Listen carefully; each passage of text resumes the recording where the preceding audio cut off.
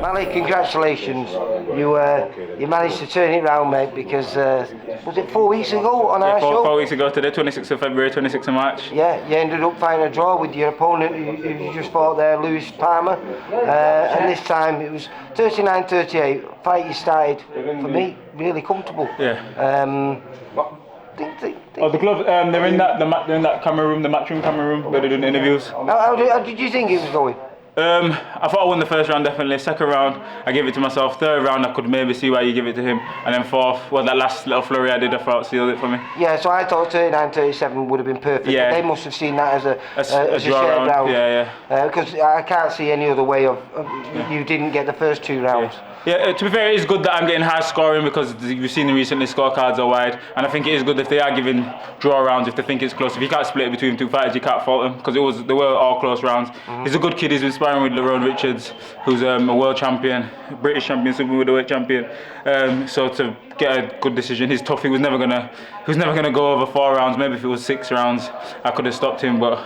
Yeah, much respect to him. I know there was a bit of needle in the start, but I think it's because in the first fight I was looking at it a bit too friendly and I wasn't taking it serious. I took my eye off the ball, focusing on this one. Well, what did you? I mean, we've got to talk about that because you came into that fight last time and way too heavy.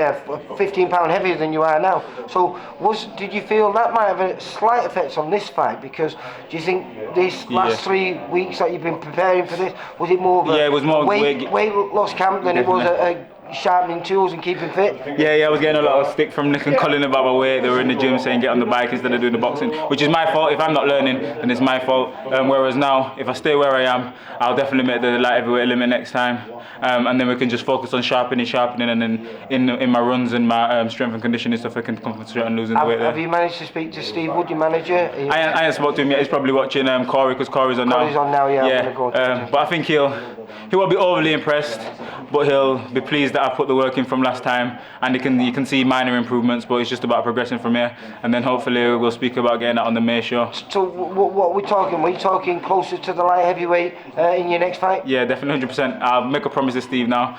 I'll make it within a few pounds of the light heavyweight division. If not, he can give me a forfeit of his choice. I've got a bet on with my coach Jason Glado that I won't go above 90 kilo again. Yeah, because even now I'm still a bit fleshy, so there's still weight to lose. Yeah, but what I was saying is that when I first interviewed you, you want to be, you forget being a world champion, which hopefully you will be, you know, I mean, that's every fighter's goal, but before that, you want to be a 3-weight British champion. Yeah. That means you've got to start at super middleweight. Yeah. No, I'll start at light heavy and then work my way down and then go up. I prefer to do it that way, because light heavyweight, that's where I've been my whole boxing career, from amateur up to professional now.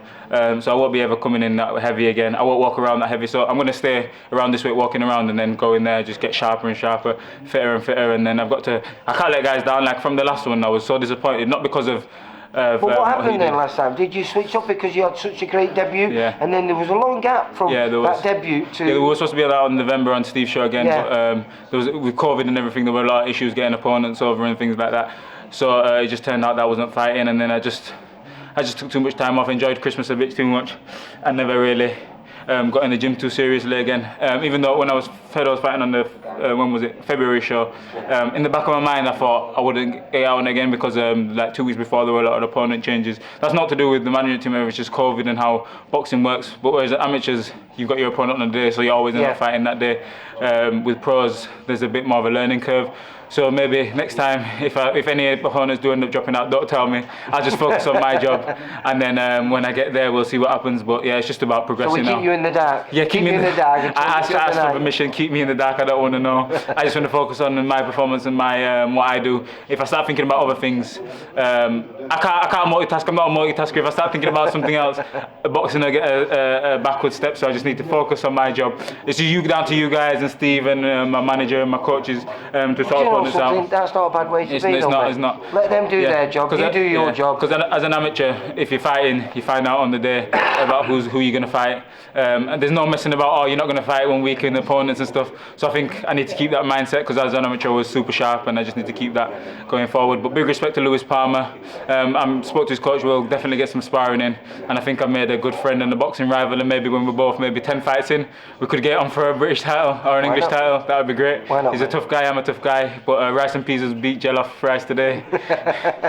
Yeah, because it's Jamaica versus Nigeria. Right, well listen, congratulations, win number 2. We're not sure when you're out next, but hopefully I'll be catching up with you. Thanks guys, all the best to Josh tonight. He's going to smash it. Corey, Dalton, all the guys in the gym, they're a big inspiration to me. And let's get on. Leeds.